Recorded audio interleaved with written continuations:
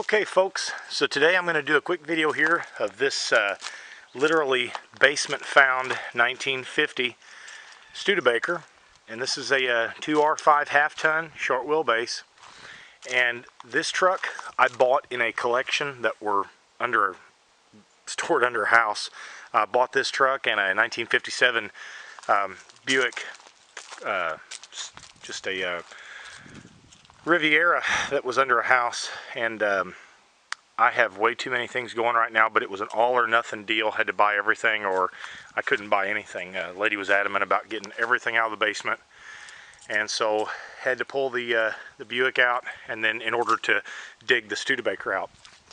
But anyway, to give you a little backstory on the Studebaker was pulled into the basement in 1972. The previous owner, he was a contractor, construction contractor. He used this truck for doing various construction jobs around Vandenberg County in Evansville, Indiana. And he bought it in, I think the title says 60 or 65, I have to look. He drove it until 72, where we were going to have a bad winter.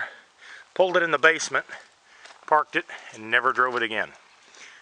So there it has set. They started covering it with just anything and everything. It was quite a mess getting it out, but it was on a concrete floor, which saved the bones of the truck are still real nice and solid.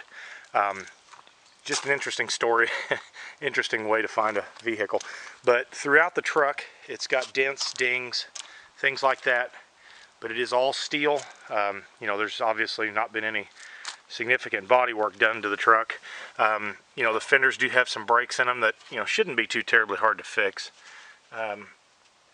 But it's got the stock wheels on it. These are 16-inch. Got the old pie crust Firestones on it that are actually in really good shape, and they're really not dry rotted at all. The tubes aired right up when we rolled it out of the basement, and got some cancer right here. This door bottom is in really good shape. It's really solid. This cab corner's got a bad spot in it, as does the other one, and I'll show you that here in a few minutes. The box itself is in really good shape, really solid. Fenders have got shallow dings on them. Got a split in this one. Back down in here, everything's good and sound. The bed floor has got a steel bed floor in it. A lot of scratches, different things. There's a dimple in the top of the cab there that might be easily bumped back out, actually. Yeah, you can get to it. Maybe able to just knock that back out. Doesn't seem too badly creased. Anyway, this step, it looks like it's in pretty good shape. It's got a couple of spots like this one here, a couple little places up in there. But the floor underneath this truck is really, really solid all the way across. It's really nice and solid. Glove box, it's got a steel liner. It's got all kind of miscellaneous goodies in there. Still got his registration strapped to the steering column.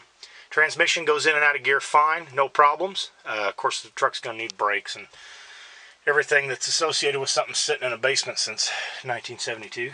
But the truck is really a solid truck. The door shuts good. Tailgate's really nice.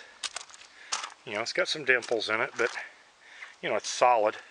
They actually had a bumper manufacturer locally in Evansville, mobile bumper, where they would come out and actually build you a bumper for your truck back then. It's pretty cool. Bottom of the tailgate, got a bad spot there. But anyway, just depends on what you're going to do with the truck. If you're going to restore it, you're going to have your work cut out for you. If you're going to put it on another chassis and drive it like it is, this is the perfect truck.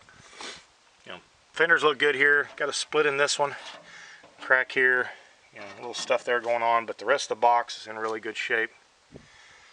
Again, it's a half-ton short bed, so it's going to be a cool truck when you're finished with it. Got a bad spot right here, but up from that, it's in really good shape. I don't know what it is about, contractors and guys back, years ago who thought that it'd be a good idea to stuff rags and gloves and old shit like that down in these cab corners behind the seat, and then it gets wet and then it rots out.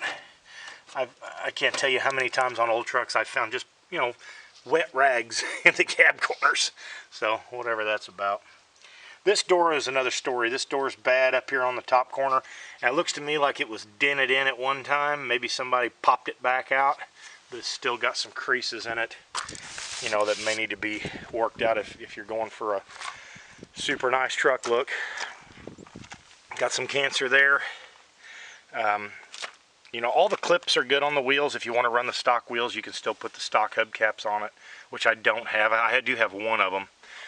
Got a break here. You know, got a dent right here, but it's got a push bar on the front of it, which is interesting. These are the original plates that were under the seat.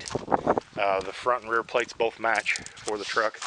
Let's see, let's take a look over here at this driver's side. Got a bad spot on the step right there. You know, floor is nice. The truck actually had 26,000 miles on it when it was pulled into the basement and shut off. Title reflects exempt because it's older than 10 years old in Indiana, but that is actual mileage. Got a bad spot right there in that corner. This is the, of course, this is the VIN plate, data plate. Yeah, seat's going to need redone, but that, of course, is what's left of the original upholstery. Glass is all good.